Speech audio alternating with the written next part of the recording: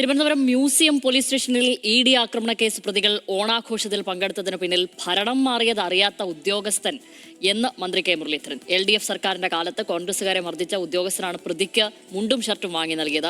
Police ഈ വിഷയത്തിൽ നടപടി സ്വീകരിക്കുമെന്നാണ് പ്രതീക്ഷിക്കുന്നതെന്നും അദ്ദേഹം കൂട്ടിച്ചേർത്തു. അത് ഊഞ്ഞാലാടുകയും ചെണ്ട കൊട്ടുകയും ചെയ്തിട്ടുണ്ട്. അത് ഭരണം മാറിയത് അറിയാത്ത ഉദ്യോഗസ്ഥന്മാർ ഇപ്പോഴും ഉണ്ട് പോലീസ്. അതിൻ്റെ ദോഷം അത്. എൻ്റെ ഒരു അഭിപ്രായത്തിൽ നടപടി പോലീസ് സ്വീകരിക്കുമെന്നാണ് ഞാൻ പ്രതീക്ഷിക്കുന്നത്. ഇദ്ദേഹത്തിന് മുണ്ടും ഷർട്ടും വാങ്ങിച്ചു കൊടുത്ത പോലീസുകാർ വരെയുണ്ട്.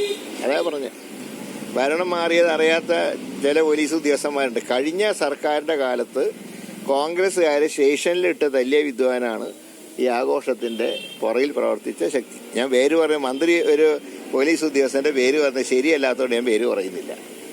അദ്ദേഹം മ്യൂസിയം സ്റ്റേഷനിൽ കോൺഗ്രസ്സുകാരെ തല്ലുന്ന ജോലിയായിരുന്നു കഴിഞ്ഞ 10 വർഷക്കാലം. ആ വിദ്വാനാണ് ആഘോഷത്തിൻ്റെ പിന്നിൽ. ആ വിദ്വാൻ പറഞ്ഞിട്ടാണ് ഈ പഴയ കൗൺസിലർക്ക് മുണ്ടും ഷർട്ടൊക്കെ വാങ്ങിക്കൊടുത്തത്. അതേതായാലും ആഭ്യന്തര വകുപ്പ് അന്വേഷിക്കുന്നതാണ് ഞാൻ പ്രതീക്ഷിക്കുന്നത്. ED കേന്ദ്ര സർക്കാരിന്റെ ആയുധമായി പ്രവർത്തിക്കുന്ന ഏജൻസിയാണെന്നും കെ മുരളീധരൻ പറഞ്ഞു. വിശദാംശങ്ങളുമായി അർജുൻ രാജാണ് തിരുവനന്തപുരത്ത് നിന്നും ചേർന്നത്. അർജുൻ, എന്തായാലും പോലീസിന് വലിയ നാണക്കേടുണ്ടാക്കിയ ഒരു സംഭവമായിരുന്നു ഈ ഓണാഘോഷവും ഊഞ്ഞാലാട്ടവും ഒക്കെ. അതിന് ഈ തരത്തിലാണോ വിശദീകരിക്കുന്നത് മന്ത്രി?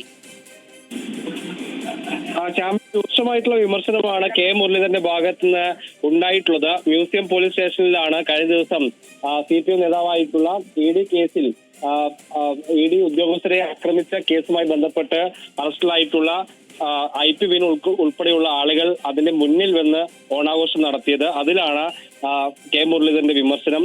ഭരണം മാറിയത് അറിയാത്ത ചില ഉദ്യോഗസ്ഥരാണ് ഇത്തരത്തിലുള്ള നടപടികൾക്ക് പിന്നിൽ എന്നുള്ളതാണ് മുരളീധരൻ പറയുന്നത്.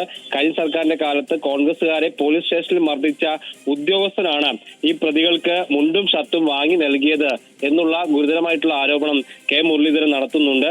മന്ത്രി ആയതുകൊണ്ട് ആ ഉദ്യോഗസ്ഥരുടെ പേര് താൻ പറയുന്നില്ല എന്ന് മുരളീധരൻ പറയുന്നു. അതേസമയത്ത് ഈ വിഷയത്തിൽ പോലീസ് ശക്തമായിട്ടുള്ള നടപടി സ്വീകരിക്കണം എന്നുള്ള കാര്യം കൂടി കെ മുരളീധരൻ ഓർമ്മിപ്പിക്കുന്നുണ്ട്. അതായത് ഈ ഓണാഘോഷം നടത്തിയ പ്രതികളുമായി ഓണാഘോഷം നടത്തിയിട്ടുള്ള ഉദ്യോഗസ്ഥർക്കെതിരെ നടപടി എടുക്കണം എന്നുള്ള കാര്യമാണ് മുരളീധരൻ സൂചിപ്പിക്കുന്നത്.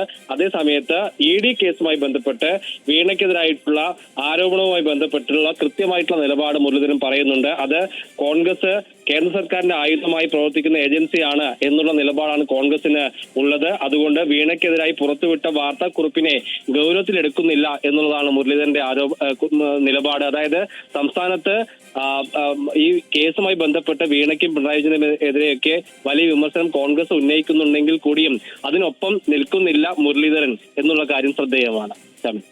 ശരി.